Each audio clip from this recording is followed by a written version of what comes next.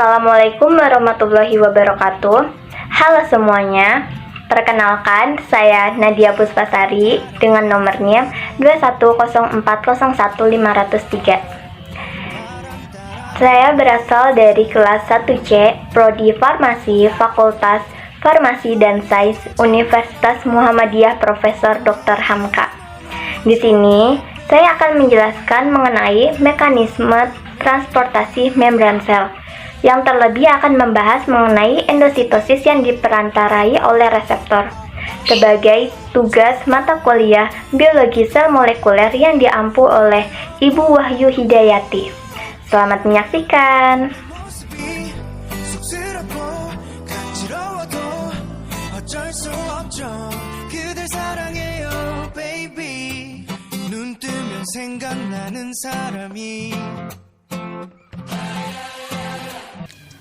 Kali ini kita akan membahas transport massal melalui membran plasma.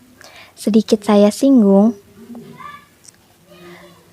air dan zat terlarut berukuran kecil memasuki dan meninggalkan sel dengan cara berdifusi atau dipompa melintasi membran oleh protein transport.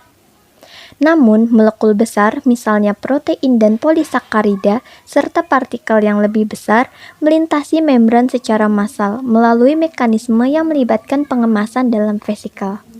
Sebagaimana transport aktif, proses ini membutuhkan energi. Transport massal ini terbagi menjadi dua macam, yaitu endositosis dan eksositosis. Nah, kali ini kita akan membahas mengenai endositosis diploidi reseptor. Dengan cara ini, memungkinkan sel memperoleh zat spesifik dalam jumlah besar. Meskipun zat tersebut mungkin tidak terdapat terlalu banyak dalam cairan ekstraseluler, dalam membran tertanam protein-protein dengan situs reseptor spesifik yang terpapar ke cairan ekstraseluler. Protein reseptor telah muncul di wilayah-wilayah membran yang disebut ceruk berselaput. Membran dengan bagian yang menghadap sitoplasma dilapisi oleh lapisan rapat protein selaput. Zat-zat spesifik atau ligan berikatan dengan reseptor-reseptor ini. Ketika pengikatan terjadi, ceruk selaput membentuk vesikel yang mengandung molekul ligan. Perhatikan bahwa ada lebih banyak molekul ligan dalam vesikel, namun masih ada molekul lain dalam jumlah yang kecil. Setelah materi yang ditelan dibebaskan dari vesikel, reseptor dikembalikan ke membran plasma oleh vesikel yang sama. Endositosis adalah jenis transport vesikular yang melibatkan pergerakan aktif zat ke dalam sel dalam vesikel yang terikat membran.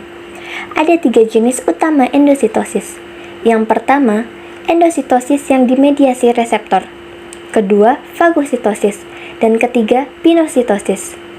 Reseptor mediatek endositosis terjadi ketika ligan berikatan dengan reseptor spesifik pada membran plasma sel, membentuk kompleks ligan reseptor. Setiap reseptor dikaitkan dengan protein yang dikenal sebagai klatrin di sisi sitoplasma membran. Daerah membran plasma di mana reseptor ini dan molekul klatrin terkait diekspresikan dikenal sebagai lubang berlapis klatrin. Lubang berlapis klatrin tenggelam ke dalam lubang, membentuk vesikel yang berisi kompleks reseptor ligan. Begitu berada di sitoplasma, molekul klatrin yang melapisi tepi luar vesikel pergi dan bergabung dengan reseptor baru pada membran plasma. Vesikel yang tidak dilapisi menyatu dengan endosom, dan ligan dan reseptor terpisah, berkumpul di ujung yang berlawanan dari endosom. Bagian dari endosom yang mengandung reseptor tidak terikat terjepit, membentuk vesikel transport yang mengembalikan reseptor ke membran plasma.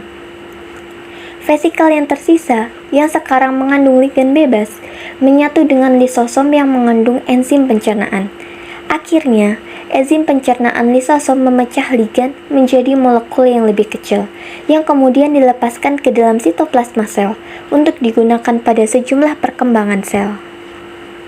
Perbedaan antara fagositosis, pinositosis, dan endositosis antara adalah kalau fagositosis memasukkan zat yang lebih besar atau lebih padat, sedangkan pinositosis berupa cairan atau zat terlarut yang terdapat pada cairan itu. Endositosis dibantu oleh reseptor, yaitu ada protein khusus pada membran sel. Sekian penjelasan dari saya. Semoga mudah dimengerti. Kurang lebihnya mohon maaf. Wassalamualaikum warahmatullahi wabarakatuh.